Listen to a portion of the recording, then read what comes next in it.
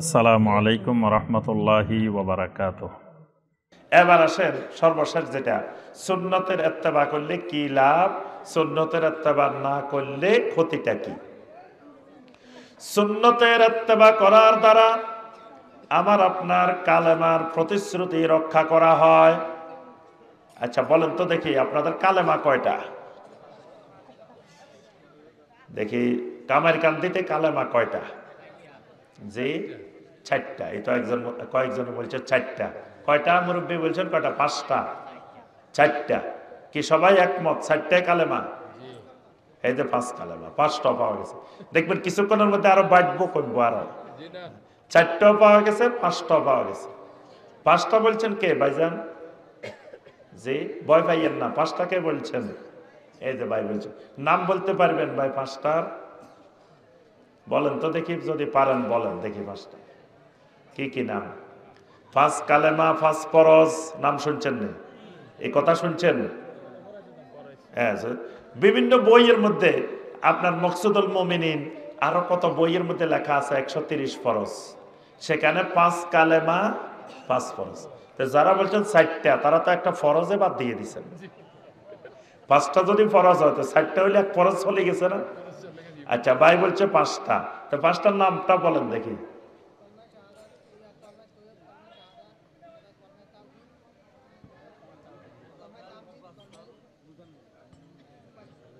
কালেমায়ে মুজাম্মেল, তা কালেমায়ে মুজমাল আছে না?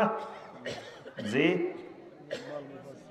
হ্যাঁ, মুজমাল আছে, মুফাসসাল আছে।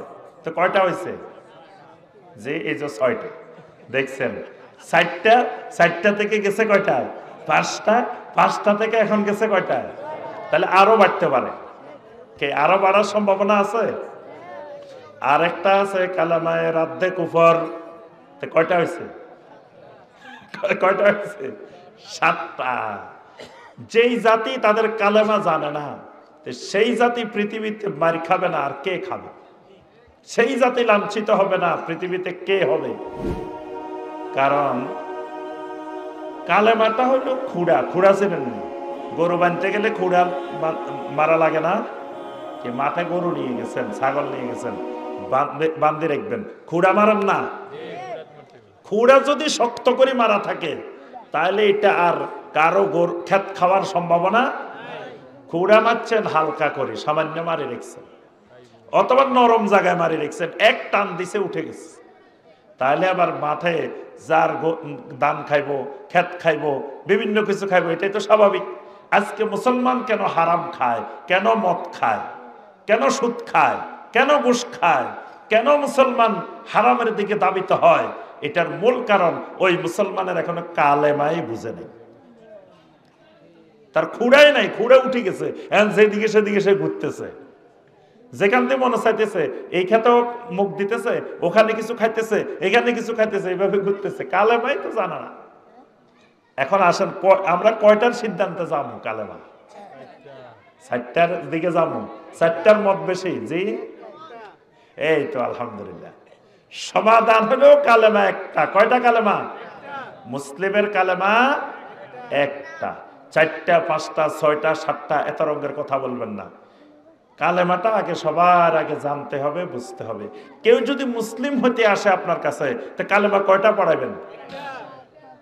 আশহাদু আল্লাহ ইলাহা ইল্লাল্লাহু ওয়াহদাহু লা শারীকা লা ওয়া আশহাদু আন্না মুহাম্মাদান আবদুহু ওয়া রাসূলুহু। এটাই মুসলমানের কালেমা।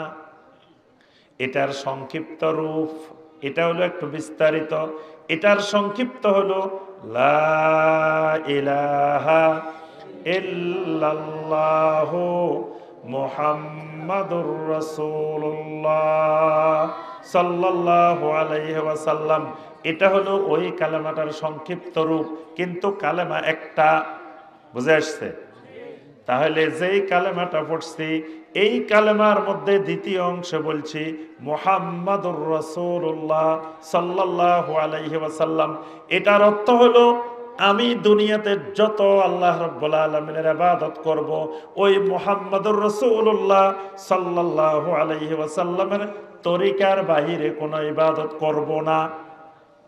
তাহলে সুন্নত মানা মানি কালেমার উপরে থাকা, সুন্নত থেকে সরে যাওয়া মানি কালেমা থেকে সরে যাওয়া। বুঝে আসছে? তাহলে যিনি সুন্নত মানেন তিনি কালেমার উপরে আছেন, যিনি সুন্নত মানেন না তিনি কালেমার উপরে নাই, তিনি কালেমার উপরে। এই জন্যই কালেমার উপরে থাকলে জান্নাত, কালেমার উপরে না থাকলে জাহান্নাম। এই জন্য সুন্নত মানলে জান্নাত, সুন্নত না মানলে বেদাত, মানলে জাহান্নাম। কি ঠিক আছে না? আল্লাহ রাসূল সাল্লাল্লাহু আলাইহি ওয়াসাল্লাম বলেন, কুল্লু উম্মতি ইয়াদখুলুনাল জান্নাহ, আমার সকল উম্মত জান্নাতে যাবে, ইল্লা মান আবা, শুধু তারা যাবে না যারা অস্বীকার করে। সাহাবায়ে কেরাম জিজ্ঞাসা করলেন, ওমা ইয়া রাসূলুল্লাহ, কারা অস্বীকার করে? নবী সাল্লাল্লাহু আলাইহি ওয়াসাল্লাম বললেন, মান আতাআনি দাখালাল জান্নাহ, যারা আমার আনুগত্য করে, যারা আমার সুন্নত মানে, এরা দাখালাল জান্নাহ, এরা জান্নাতে যাবে। ওয়ামান আসানি ফাকাদ আবা, যারা আমার সুন্নত মানে না, তারাই অস্বীকার করে, এরাই জাহান্নামে যাবে। এই কারণে নবী সাল্লাল্লাহু আলাইহি ওয়াসাল্লাম বলছেন, কুল্লু বিদআতিন দালালা ওয়া কুল্লু দালালাতিন ফিন্নার, সকল বেদাত হলো গোমরাহি, সকল গোমরাহি জাহান্নামে যাবে। তাহলে সুন্নতের পরিণতি কি? কথা কেন? সুন্নতের পরিণতি কি? জান্নাত। বেদাতের পরিণতি কি? জাহান্নাম। কেন? সুন্নতের বেদাতে জান্নাত জাহান্নাম কেন হয়? সুন্নত যার মধ্যে আছে তিনি ওই কালেমার উপরে আছে, আর সুন্নত নাই তিনি কালেমার উপরে। তা কালেমার উপরে না থাকলে সে জান্নাত পাবে কেন? সে তো জাহান্নামে যাবে। বুঝে আসছে কথাটা? 2 নম্বর পয়েন্ট, আল্লাহ রাব্বুল আলামিন কোরআনে কারীমের মধ্যে শুধু আমলের কথা বলেন নাই, আমলে সালেহ বলছেন। আমলে সালেহ, আমলে সালেহ বলা হয় ওই আমলটা, যে আমলটা দিয়ে জান্নাত পাওয়া যায়, যে আমলটা আখিরাতের বাজারে চলে, এটার নাম আমলে সালেহ। ওই আমলে সালেহ হইতে হইলে আমলটা নবী সাল্লাল্লাহু আলাইহি ওয়াসাল্লামের সুন্নত তরিকায় হওয়া লাগবে। সুন্নত তরিকায় না হইলে ওইটা আমলে সালেহ হবে না। বেদাতি তরিকায় যত আমল হবে, একটা আমলও আমলে সালেহ হবে না। তাহলে কিয়ামতের ময়দানে বেদাতি তরিকায় অনেক আমল নিয়ে গেলেও তার আমলনামার মধ্যে একটা আমলও খুঁজে পাওয়া যাবে না। সূরা আল ফুরকানের 23 নম্বর আয়াতে কারিমা আল্লাহ পাক বলছেন, ওয়া কাদিমনা ইলা মা আমিলু মিন আমালিন ফাজআলনাহু হাবাআম মানসুরা। কিয়ামতের ময়দানে কত মানুষ কত আমল নিয়ে হাজির হয়ে যাবে, কিছুক্ষণ পরে সবগুলো আমল বিক্ষিপ্ত ধূলিকণার মতো উড়ে চলে যাবে। আমলনামার মধ্যে কোনো আমল নাই, কারণ হলো আমলগুলো সুন্নত তরিকায় করে নাই, আমলগুলো বেদাতি তরিকায় করছে। বুঝে আসছে? তাহলে আমল যদি আমলে সালেহ হইতে হয় তাহলে কি লাগবে? সুন্নত তরিকা লাগবে। আর সুন্নত তরিকা না হলে ওটা আমলে সালেহ হবে না। 3 নম্বর কথা, ইমানদারের ঈমান হলো আল্লাহ রাব্বুল আলামিনকে মহব্বত করা। আল্লাহকে সবকিছুর চাইতে কি করতে হবে? সব চাইতে বেশি মহব্বত করতে হবে। সূরা আল বাকারার 126 নম্বর আয়াত আল্লাহ পাক বলছেন, ওয়াল্লাযীনা আমানু আশাদ্দু হুব্বাল লিল্লাহ, যারা ঈমানদার সবচাইতে বেশি মহব্বত করে, ভালোবাসে আল্লাহ রাব্বুল আলামিনকে। তা আল্লাহকে ভালোবাসার মাধ্যমটা কি? আল্লাহকে ভালোবাসার মাধ্যমটা হলো সুন্নাত। কুল ইন কুনতুম তুহিব্বুনাল্লাহ ফাত্তাবিউনি, যদি তোমরা আল্লাহকে ভালোবাসতে চাও, মহব্বত করতে চাও, ফাত্তাবিউনি, আমি নবীর সুন্নতের ইত্তেবা করো, আমি নবীর সুন্নতের ইত্তেবা করো, অনুসরণ করো। সুন্নতের ইত্তেবা করলে ইউহিব্বুকুমুল্লাহ, আল্লাহ রাব্বুল আলামিনও তোমাদেরকে মহব্বত করবেন। ওয়া ইয়াগফির লাকুম যুনুবাকুম, আল্লাহ রাব্বুল আলামিন মহব্বত করে তোমাদের গুনাহগুলো মাফ করে দিবেন। সুবহানাল্লাহ। তাহলে আল্লাহকে ভালোবাসার মাধ্যম হলো কি? সুন্নতের ইত্তেবা, সুন্নতের অনুসরণ। সুন্নতের বাহিরে অন্য কোন পদ্ধতিতে আল্লাহকে ভালোবাসার কোন পদ্ধতি নাই। 4 নম্বর, আল্লাহ রাসূল সাল্লাল্লাহু আলাইহি সাল্লামকে মহব্বত করা ঈমান। নবী সাল্লাল্লাহু আলাইহি সাল্লামকে যদি মা বাবা, আত্মীয় স্বজন, সন্তান সন্ততি, পৃথিবীর সকল মানুষের চাইতে বেশি মহব্বত না করে, লা ইউমিনু আহাদুকুম, কেউ ঈমানদার হবে না। তো নবী সাল্লাল্লাহু আলাইহি সাল্লামকে মহব্বত করার পদ্ধতিটা কি? নবী সাল্লাল্লাহু আলাইহি সাল্লামকে মহব্বত করার পদ্ধতিটা হলো ইত্তেবাউস সুন্নাহ, সুন্নতের অনুসরণ করা। ঈমানদারের বৈশিষ্ট্য, মুত্তাকিনের বৈশিষ্ট্য নবী সাল্লাল্লাহু আলাইহি সাল্লামের সুন্নতের ইত্তেবা করা। অর্থাৎ সুন্নতের বাহিরে গিয়ে কেউ মুমিন হইতে পারে না, কেউ মুত্তাকিন হইতে পারে না। বেদাত করলে বেদাতি নবী সাল্লাল্লাহু আলাইহি সাল্লামের হাউজে কাউসারের পানি থেকে বঞ্চিত হয়ে যাবে। কিয়ামতের ময়দানে নবী সাল্লাল্লাহু আলাইহি সাল্লাম যখন হাউজে কাউসারের পানি পান করাবেন, অনেক মানুষকে ফেরেশতারা আটকায় দিবে, বাধা দিবেন। তখন আল্লাহ রাসূল সাল্লাল্লাহু আলাইহি সাল্লাম বলবেন, হাউলাই উম্মতি, হাউলাই উম্মতি, আরে এরা তো আমার উম্মত, এরা তো আমার উম্মত। ফেরেশতারা বলবেন, ইন্নাকা লা তাদরি মা আহদাসু বাদাক, আপনি তো জানেন না এই মানুষগুলো আপনি দুনিয়া থেকে আসার পরে আপনার রেখে যাওয়া দ্বীনের মধ্যে নতুন নতুন বেদাত সংযোজন করছে। তখন নবী সাল্লাল্লাহু আলাইহি ওয়াসাল্লাম বলবেন, সুহকান সুহকান লিমান বাদদালা দীনি, যারা আমার দ্বীনকে পরিবর্তন করছে এই মানুষগুলো দূর হয়ে যাও, দূর হয়ে যাও। তাহলে বেদাতের দ্বারা, সুন্নতের ইত্তেবার বাহিরে যাওয়ার দ্বারা নবী সাল্লাল্লাহু আলাইহি ওয়াসাল্লামের হাউজে কাউসারের পানিও পাওয়া যাবে না। আরো অনেক ক্ষতিকর দিক আছে বেদাতের, সুন্নতের অনেক আরো গুরুত্ব আছে। তা আমরা সময় সংক্ষিপ্ততার কারণে অল্প কয়টা সুন্নতের গুরুত্ব, বেদাতের ভয়াবহতা আমরা তুলে ধরলাম। তাহলে আমরা জীবনের সর্বক্ষেত্রে একেবারে সব জায়গায় আগা গোড়া পুরা জিন্দেগিটাকে কি দিয়ে সাজাবো? কথা কানে কি দিয়ে সাজাবো? সুন্নত দিয়ে সাজাবো। এবং জীবনের সর্বক্ষেত্রে বেদাতকে পরিহার করব। বেদাতের সাথে আমাদের কোনো সম্পর্ক থাকবে না। বেদাত থেকে 100 গজ দূরে থাকবো, বেদাতি থেকেও 100 গজ দূরে থাকবো। খালি বেদাত থেকে দূরে থাকলে হবে না, বেদাতি থেকেও দূরে থাকতে হবে। কারণ বেদাতিও সংক্রামক রোগ। ভালো জিনিস থেকে আপনার সংক্রমণ হয় না, খারাপ জিনিস থেকে সংক্রমণ হয়। এই কারণে বেদাতি থেকেও দূরে থাকতে হবে। বেদাতির মজলিসে উঠা বসা থেকে দূরে থাকতে হবে। বেদাতির আলোচনা শোনা থেকে দূরে থাকতে হবে। কারণ বেদাতির মধ্যেও ভালো ভালো কিছু জিনিস আছে। ওই জিনিসগুলো দেখে আপনি যখন আকৃষ্ট হয়ে যাবেন, তখন তার বেদাতও আপনি আপনার অজ্ঞাতসারে গিলে ফেলবেন, আপনি টেরও পাবেন না। এই জন্য বেদাতির মজলিস ত্যাগ করা, বেদাতির আলোচনা না শোনা, এটাও ঈমানের দাবি। বুঝে আসছে কথাটা? আল্লাহ পাক আমাদেরকে সুন্নতের পরিপূর্ণ ইত্তেবা করার তৌফিক দান করুন। আল্লাহ পাক আমাদেরকে বেদাত থেকে দূরে থাকার তৌফিক দান করুন। জি জি, আহলে হাদিসের অর্থ কি? যুক্তি সাপেক্ষে বা কিছু হাদিসের মাধ্যমে প্রমাণ দিন। জি, আহলুল হাদিস শব্দটা হলো আহলুল কি? হাদিস। আহলুল হাদিস মানে হাদিসের অনুসারী। হাদিসের কি? অনুসারী। শাইখুল ইসলাম ইবনে তাইমিয়া রাহিমাহুল্লাহ আহলুল হাদিসের সংজ্ঞা দিয়েছেন এভাবে, আহলুল হাদিস হলো হুমুল্লাযীনা ইউআজ্জিমুনা সুন্নাহ, যারা সুন্নাহকে সবচাইতে বেশি তাজিম করে।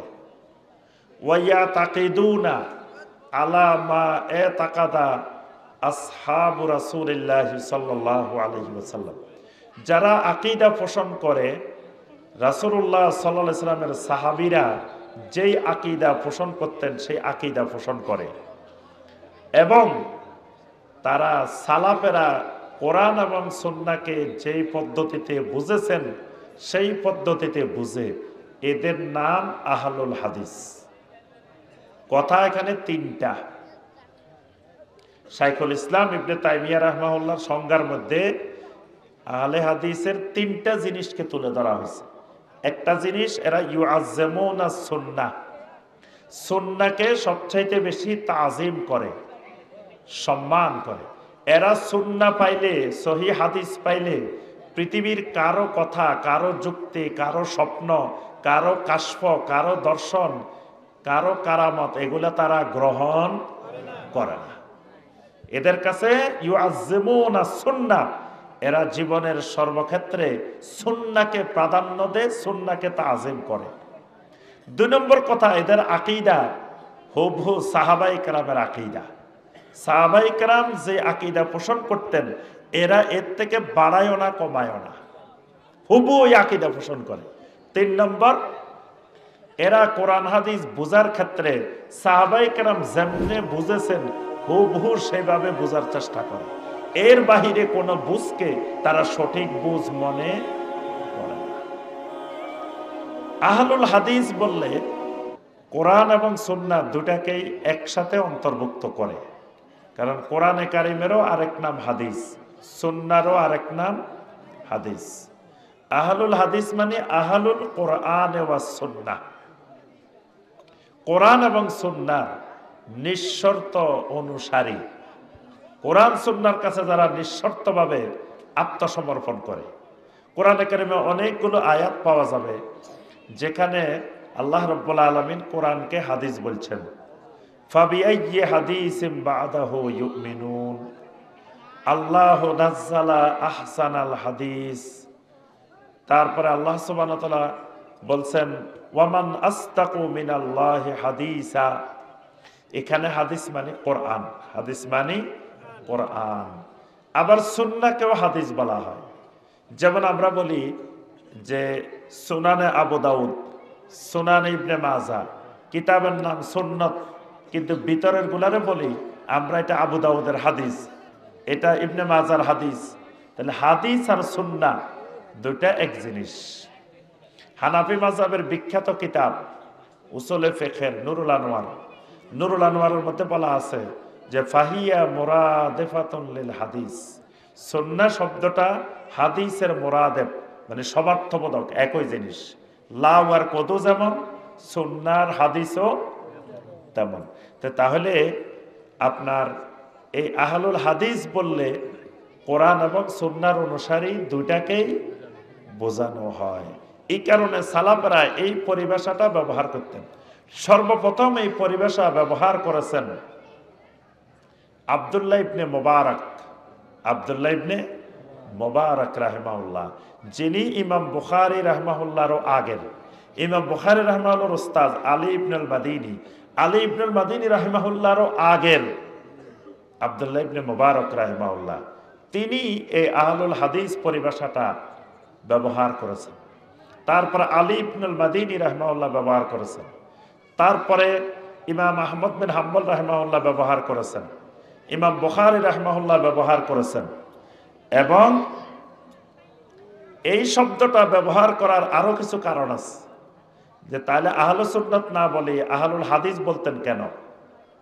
বলার কারণ হলো আহলুস সুন্নাত নাম দিয়ে অনেকে রায়কে গ্রহণ করতো। রায়, রায় মানে কোরআন হাদিসের নুসুস, কোরআন হাদিসের স্পষ্ট দলিল পাওয়ার পরেও কোরআন হাদিস বাদ দিয়ে তারা কিয়াসকে গ্রহণ করত, তারা যুক্তিকে গ্রহণ করত, তারা অনেকের স্বপ্নকে গ্রহণ করত, এগুলাকে দিন বানায় নিছে। তখন এই জাতীয় মানুষগুলাকে বলা হয়তো আহলুর রায়।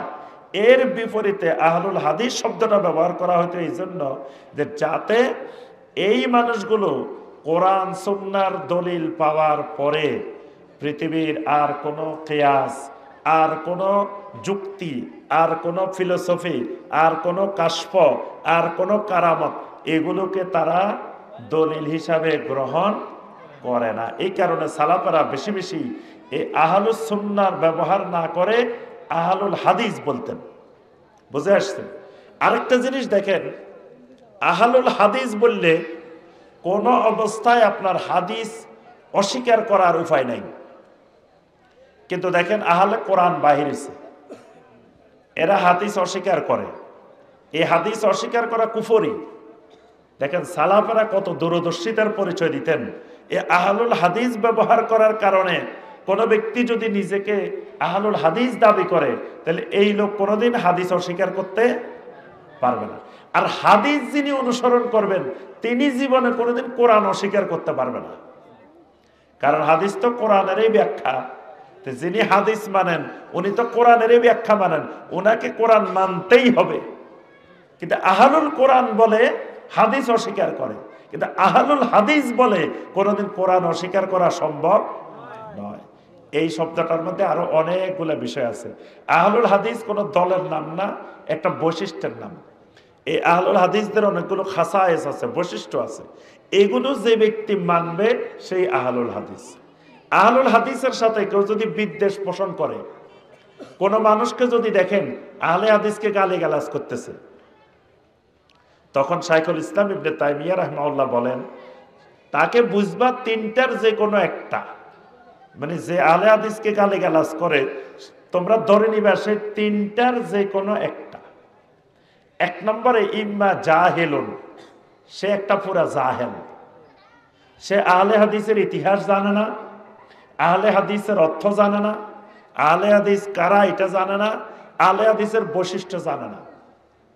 এই কারণে লোকটা জাহেল। তো জাহেল আহলে হাদিসের বিরোধিতা করতে পারে, গালিগালাজ করতে পারে, এটাতে আশ্চর্য হওয়ার কিছু নাই।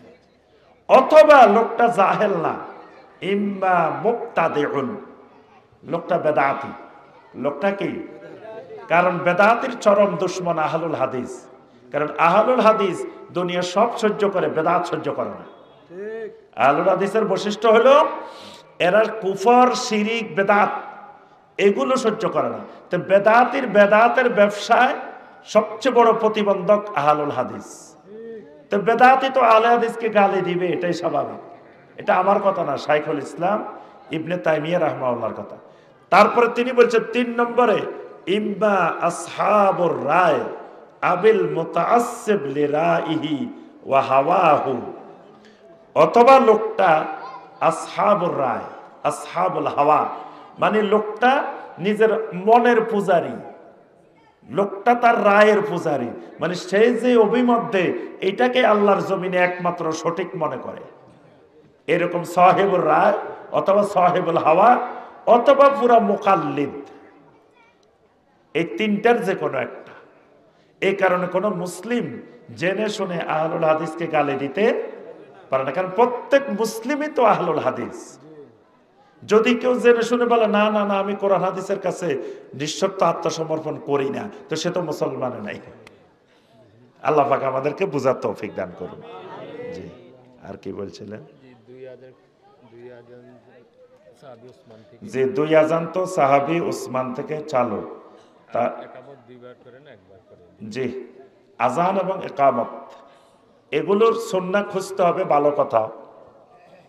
তবে তার আগে দরকার বেনামাজিরে নামাজি বানানো, এটাও তো সুন্নত। কি বেনামাজিরে নামাজি বানানো, এটা সুন্নত কিনা? কথা কয় না।